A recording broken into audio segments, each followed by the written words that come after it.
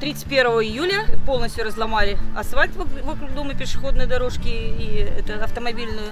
За неделю заасфальтировали все. Очень быстро, слаженно работали. Дом на улице Михайлова, 8 попал в проект формирования комфортной городской среды и получил 6-миллионное финансирование из госбюджета на благоустройство. Еще 650 тысяч добавили муниципалитет и жители. Дополнительный сбор у нас 4 рубля с квадратного метра в течение года. Значит, асфальтирование же бесплатно у нас как бы считается, да?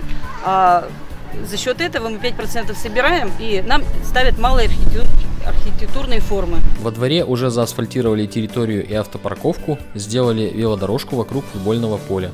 Здесь теперь катаются дети, занимаются скандинавской ходьбой пенсионеры, гуляют с колясками мамы. Поставили ограждение детской игровой территории, но это еще не все.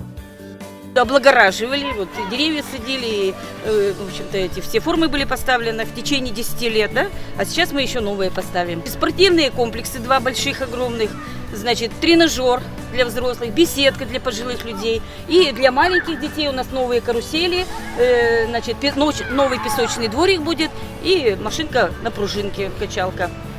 Конечно, главное – это инициатива самих жителей сделать свой двор комфортным, но организовать работу по подготовке и подаче заявки в городскую администрацию на финансирование и участие в проекте жильцам помогают управляющие компании. 3-4 года мы попытаемся всех, кто изъявит такое желание, поучаствовать в этой программе, туда включить.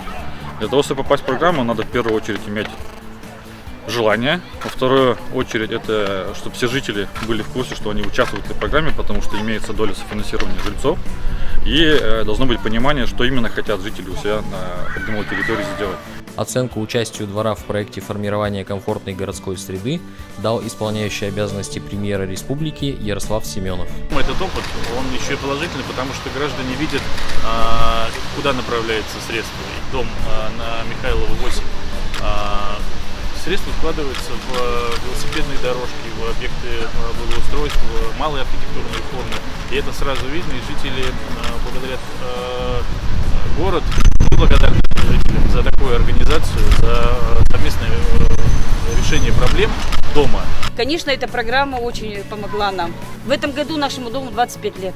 Как раз получился очень хороший праздник для нашего дома.